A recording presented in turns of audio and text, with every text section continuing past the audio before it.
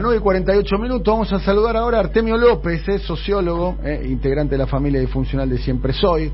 Querido Artemio, ¿cómo andás? ¿Cómo va, Daniel? Rulo, todo bien, acá estamos. Bien, ¿cuál es para vos el mejor técnico de la historia del fútbol argentino? Para mí es... Carlos Bianchi. Carlos Bianchi, bien. Por Boca, ¿no? Por Boca, y bueno, también hizo algo muy importante en Vélez, claro. En Vélez, de hecho. Claro, hoy el clásico de Vélez es el Milan, gracias a Carlos Bianchi.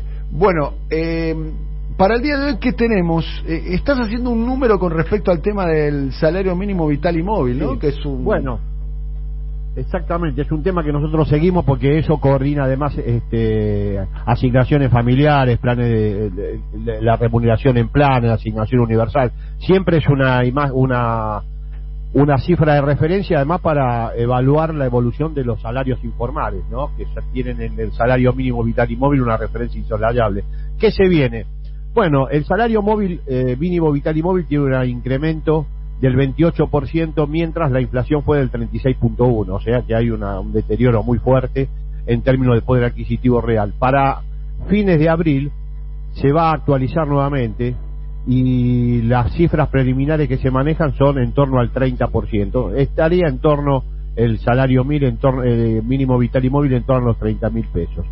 Eso va a hacer que nuevamente se postergue la ganancia o yo te diría la recomposición del poder adquisitivo real del salario mínimo vital y móvil, con lo cual el gobierno tendría ahí una falta con respecto a lo que normalmente anuncia cada vez que puede, que es que los salarios le ganen a la inflación. Va a haber un aumento acumulado desde el último aumento del 28% más el 30% que se tiene previsto del 65% acumulado en términos de aumento del salario real, contra en el mismo periodo 65 puntos de inflación, o sea que se empataría con respecto a la inflación del último periodo, pero quedaría pendiente los 8 puntos porcentuales de pérdida de poder adquisitivo que arrastra el salario mínimo vital y móvil, con lo cual nuevamente estaríamos en situación de que un salario mínimo vital y móvil estaría en línea con un poco por sobre la línea de indigencia cuando se actualice nuevamente, con lo cual estaríamos nuevamente en una situación muy crítica en términos de poder adquisitivo. Difícilmente se encuentra una serie de salario mínimo tan baja como la actual, y habría que referir el análisis a la crisis del 2001 para poder encontrar un gap tan fuerte entre la canasta básica de alimentos y lo que se remunera con un salario mínimo, que al mismo tiempo va a ser también una referencia insoslayable, voy a insistir, para asignaciones familiares, los salarios de los trabajadores informales y otros planes que tienen en el salario mínimo una referencia concreta. Por lo tanto, lamentablemente las noticias no son buenas en cuanto a recomposición del poder adquisitivo de los salarios si analizamos lo que va a pasar. Ya no y lo además que pasa. Hay otra cuestión, vos lo estás tomando, si se quiere, con el índice inflacionario plano, ¿no? Pero la inflación de los sectores populares, que básicamente destinan todos sus ingresos a los alimentos, es mayor. Bueno, totalmente. Bueno, y te refuerzo tu argumento. No solo es mayor la inflación para los sectores populares. El año pasado fue de 36% la inflación general y 6 puntos más, 42% claro. Los alimentos, ¿no? Y yo te estoy tomando como referencia, ahí está Rulo, no sé qué opina, la inflación proyectada, estos 29 puntos de inflación que el gobierno dice va a haber durante este año. Por lo cual, evidentemente, también eso habría que discutirlo, si es que se puede cumplir esa pauta inflacionaria con los aumentos de estos primeros 5 meses del año 2021, ¿no? Sí, dos elementos les agrego a lo que están diciendo ustedes, digamos. Una que es cierto, que donde falla el argumento teórico es decir que la inflación va a ser del 29%, la realidad está mostrando lo contrario. Y el otro tema que también incide en el bolsillo, cuando tenés inflación tan alta como está pasando ahora, el momento del aumento no es un tema menor, porque ya, por ejemplo, ahora si empatás, aunque empataras los índices, vos ya te comiste unos cuantos meses donde los precios fueron subiendo y tu salario era el de antes. Entonces eso no lo recuperás, es decir, venís perdiendo, y un día dice, pero este mes empatás, fenómeno, empato, y después, bueno, seguís perdiendo, porque sigue la inflación alta. Entonces, digamos, el chiste de empatar una vez por año cuando la inflación es tan alta es que en el medio te comió poder adquisitivo y te comió ingresos a lo loco la inflación, que ese es el otro punto que en estas cuestiones habría que contemplar también, ¿no?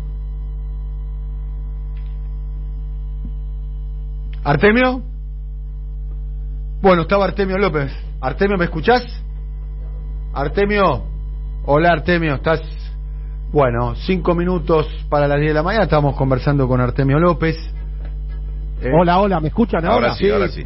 Estabas, me parece que estabas silenciado. Ahora te escuchamos, Artemio. Ahora te escuchamos, sí. No, bueno, después un nuevo componente para que tengamos en cuenta sobre deterioro del poder adquisitivo de los ingresos familiares es el aumento de los medicamentos, que es realmente es insoportable para la mayoría de las economías familiares.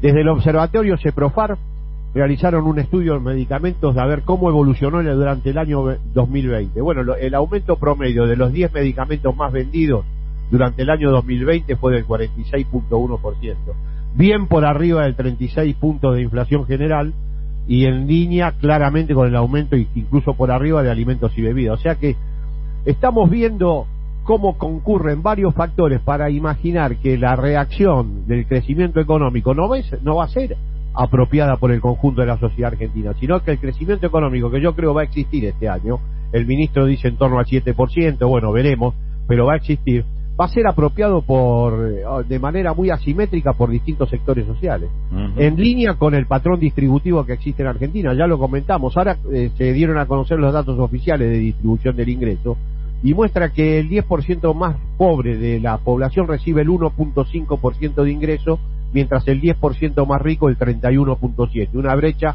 de 22 veces en líneas generales. Bueno, ese patrón distributivo tan asimétrico va a ser el que reproduzca y que de alguna manera modele el tipo de crecimiento que se está planteando en Argentina hoy, un crecimiento asimétrico para el cual para la mitad de la población va a ser prácticamente invisible. O sea, como está planteado hoy la cosa, en términos generales, el 50% de la población argentina más pobre no va a tomar nota del crecimiento económico tal cual está modelado en la actualidad. Porque, vuelvo a insistir, todos los aumentos que concurren a deteriorar el poder adquisitivo familiar y sobre todo en los sectores populares, alimentos, bebidas, medicamentos, están 10-15 puntos por arriba de la inflación, ni hablemos de las actualizaciones salariales. ¿Qué porcentaje decís un problema? ¿Qué porcentaje decís que queda fuera de los beneficios de la recuperación? Yo creo que la mitad de la población que está en situación de pobreza y de vulnerabilidad. Imagínate, Rulo, que tenemos un 42% de pobres. La línea de pobreza, para tener una idea, está en 60.000 pesos. Redondeando, padre, madre, un adolescente y un niño en un hogar metropolitano, 60.000 pesos para no ser pobre. Y para completar el análisis, hay gente que supera la línea de pobreza, pero por menos del 25% del valor.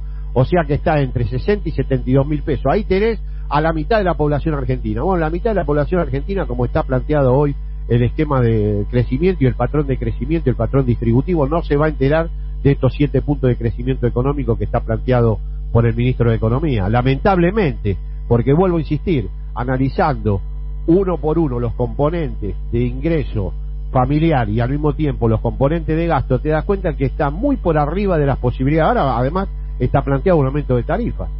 Que uno dice rápidamente un 7% como no es nada, pero un 7% para el 50% más pobre de la población es una enormidad de plata. No es cualquier tema, porque ya las tarifas están por las nubes para ese sector poblacional.